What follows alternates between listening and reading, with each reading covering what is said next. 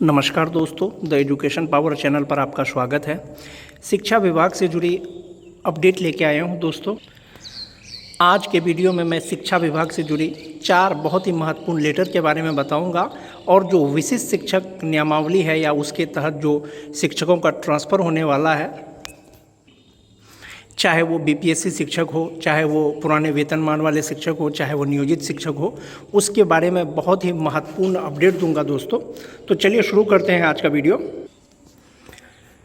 सबसे पहले transfer posting के रिगार्डिंग जो लेटेस्ट न्यूज़ निकल के आ रहा है दोस्तों, वो ये है। पुरुष शिक्षकों को मिलेगा 10 अनुमंडल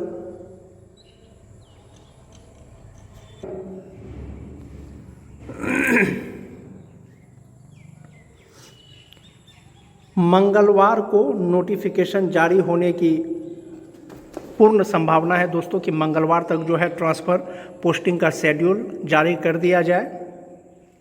दूसरा है दोस्तों, इसमें ट्रांसफ़र पोस्टिंग में विद्यालय का आवंटन विद्यालय कोर और शिक्षकों के आईडी कोर के क्रम में फेरबदल करके सॉफ्टवेयर को सेट किया गया है।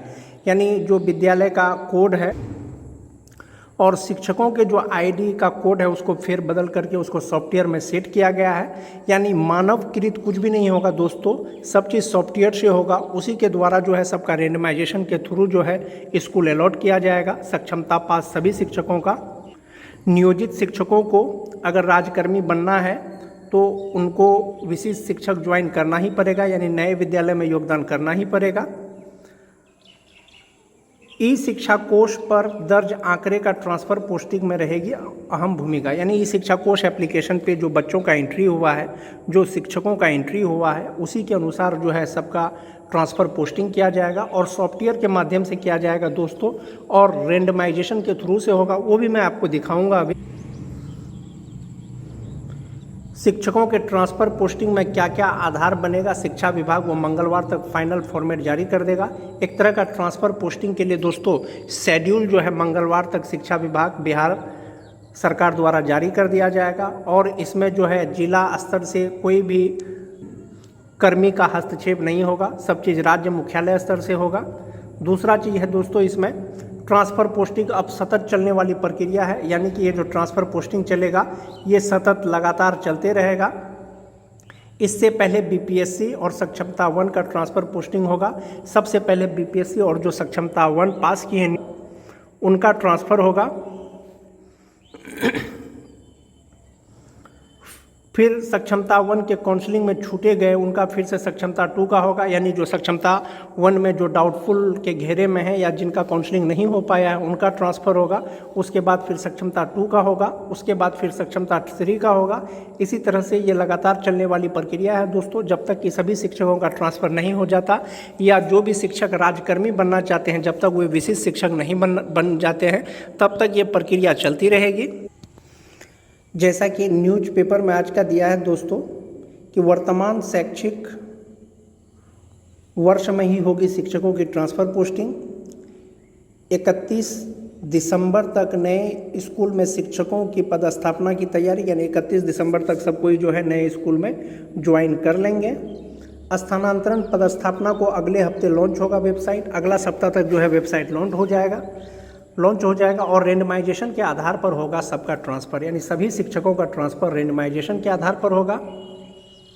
सरकारी स्कूलों में अब गुणवत्तापूर्ण शिक्षा पर होगा जोर। राज्य में सरकारी स्कूलों के शिक्षकों की ट्रांसफ़र पोस्टिंग वर्तमान शैक्षिक वर्ष में होगी। 31 दिसंबर तक नए स्कूल में शिक्षकों की पोस्टिंग हो जाएगी।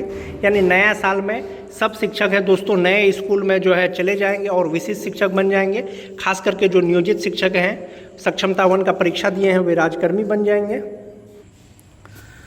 दिसंबर में शिक्षकों का ट्रांसफ़र पोस्टिंग सॉफ्टवेयर के द्वारा होगा और 31 अक्टूबर तक ये सॉफ्टवेयर जो है लॉन्च कर दिया जाएगा और दिसंबर में सभी शिक्षकों का ट्रांसफ़र हो जाएगा। अब दिसंबर और जनवरी में 3,85,000 शिक्षकों का होगा ट्रांसफ़र। ठंडी की छुट्टी के बाद सीधे निर्धारित स्कूल में ज्वाइन करेंगे शिक्षक। अधिक उम्र के शिक्षक, दिव्यांग, बीमार, विधवा, महिला और पुरुषों का क्रमवार होगा ट्रांसफ़र। स्कूल चूज करने का ऑप्शन किसी को भी नहीं मिलेगा दोस्तों। ट्रांसफ़र पोस्टिंग में महिला, दिव्यांग या जो असाध्य रोग से ग्रसित हैं सभी को 10 पंचायत का विकल्प चुनना होगा और जो पुरुष शिक्षक हैं उनको 10 अनुमंडल का विकल्प चुनना पड़ेगा। यही उम्मीद किया जा रहा है। बाकी देखिए मंगलवार को जब पोर्टल खुलेगा क्या क्या रहता है उसमें। शिक्षा विभाग से जुड़ी अगली अपडेट है दोस्तों, कार्यालय जिला शिक्षा पदाधिकारी वैशाली का ये लेटर है। जैसा कि आप देख पा रहे होंगे 26 अक्टूबर का ये लेटर है, 3511 इसका पत्रांक है। सेवा में उत्क्रमित मध्य विद्यालय मणिकपुर पकड़ी के एक शिक्षक हैं, उनको लिखा है। विषय है स्पष्टीकरण के संबंध में। किस बात के लिए स्पष्टीकरण है? महाशय, उपर्युक्त विषय के संबंध में अंकित करना है कि दिनांक 25 अक्टूबर 2024 को आपके विद्यालय का निरीक्षण विशेष सचिव शिक्षा विभाग बिहार पटना द्वारा किया गया।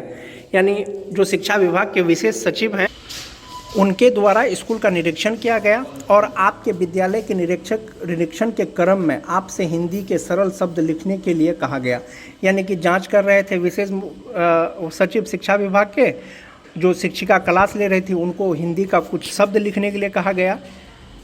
तो उसके द्वारा जो है आपके द्वारा उन शब्दों को सही रूप से नहीं लिखा गया। यानी वो जो शब्द लिखी वो सही यानी शुद्ध नहीं लिखी। इससे यह स्पष्ट होता है कि शिक्षक के रूप में आपको भाषा का बोध नहीं है। इससे ये प्रतीत होता है कि आपको भाषा का ज्ञान नहीं है या आप भाषा नहीं जानते। प्रथम दृष्टया आप बच्चों को पढ़ाने के सक्षम प्रतीत नहीं हो रहा है। यानी प्रथम दृष्टया में ऐसा नहीं लग रहा है कि आप बच्चों को पढ़ाने के योग्य हैं। ऐसा विशेष सचिव शिक्षा विभाग द्वारा कहा गया है। उक्त परिप्रेक्ष्य में आप अपना स्पष्टीकरण 3 दिनों के अंदर उपलब्ध कराना सुनिश्चित करें।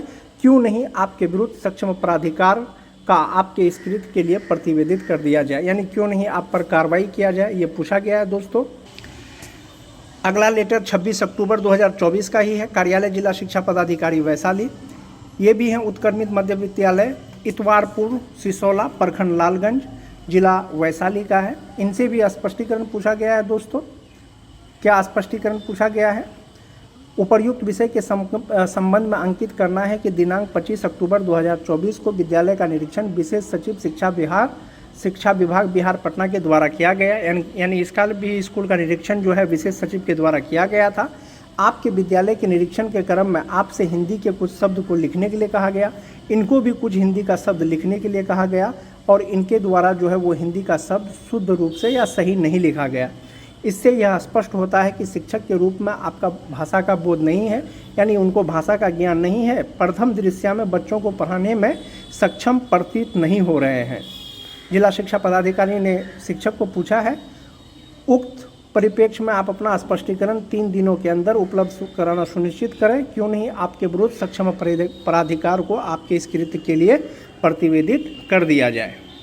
अगला जो लेटर है दोस्तों ये भी वैशाली जिला का है। उत्क्रमित उच्च विद्यालय इतवारपुर सिसोला, इनका भी है स्पष्टीकरण के संबंध में। उपर्युक्त विषय के संबंध में अंकित करना है कि 25 अक्टूबर 2024 को आपके विद्यालय का निरीक्षण विशेष सचिव शिक्षा विभाग बिहार पटना द्वारा किया गया। आपके विद्यालय के निरीक्षण के क्रम में संस्कृत अनुवाद के संबंध में पूछा गया। यानी संस्कृत में इनको पूछा गया, कुछ शब्द पूछा गया था, आपके द्वारा संतोषजनक उत्तर नहीं दिया गया, यानी उत्तर सही नहीं दिए होंगे। इससे स्पष्ट होता है कि शिक्षक के रूप में आपको विषय का बोध नहीं है। जो विषय पढ़ाते हैं दोस्तों कम से कम वो विषय का जो है जानकारी होना चाहिए। प्रथम दृष्टया में ये पता चला कि इनको विषय का बोध नहीं है। प्रथम दृष्टया आप बच्चों को पढ़ाने में सक्षम प्रतीत नहीं हो रही है। उक्त परिप्रेक्ष्य में आप अपना स्पष्टीकरण 3 दिनों के अंदर उपलब्ध कराना सुनिश्चित करें। क्यों नहीं आपके विरुद्ध इस कृत्य के लिए विभागीय कार्रवाई की जाए। उसी जिला का अगला जो स्पष्टीकरण है दोस्तों, कार्यालय जिला शिक्षा पदाधिकारी वैशाली दिनांक 26 अक्टूबर 2024। ये स्पष्टीकरण ये पूछा है प्रधानाध्यापक से, जो उत्क्रमित उच्च विद्यालय इतवारपुर सिसोला प्रखंड लालगंज के जो प्रधानाध्यापक हैं उनसे पूछा है। विषय है स्पष्टीकरण के संबंध में। महाशय, उपर्युक्त विषय के संबंध में अंकित करना है कि 25 अक्टूबर को आपके विद्यालय का निरीक्षण किया गया और निरीक्षण जो है विशेष सचिव शिक्षा विभाग के द्वारा किया गया था। आपके विद्यालय के निरीक्षण के क्रम में निम्नवत कमियां पाई गई। विद्यालय निरीक्षण के क्रम में क्या क्या कमियां पाया गया है दोस्तों? वर्ग कक्ष में पर्याप्त रोशनी का अभाव, यानी वहां पर रोशनी का अभाव था। हो सकता है क्लास में बल्ब नहीं हो। विद्यालय परिसर में समुचित साफ सफाई का अभाव था। विद्यालय के बच्चे वर्ग कक्ष के बाहर इधर उधर घूमते पाए गए। विद्यालय में बेंच डेस्क होने के बावजूद बच्चों को वर्ग कक्ष में दरी पर बैठाया गया। उपरोक्त वर्णित परिप्रेक्ष्य में यह स्पष्ट होता है कि आपकी अभिरुचि विद्यालय सफल संचालन में नहीं है, साथ ही यह आपके कर्तव्य के प्रति लापरवाही का द्योतक है। उक्त के आलोक में आप अपना स्पष्टीकरण 3 दिनों के अंदर समर्पित करें। यानी स्पष्टीकरण दोस्तों 3 शिक्षिकाओं के साथ साथ प्रधानाध्यापक पर भी निकाला गया है कि आपके द्वारा विद्यालय का संचालन सही से नहीं किया जा रहा है। जहाँ तक बात दोस्तों प्रश्न पूछने का था, तो जो सब्जेक्ट आप पढ़ाते हैं और या जो विषय के आप शिक्षक हैं, कम से कम उस विषय को आप सही से पढ़ें,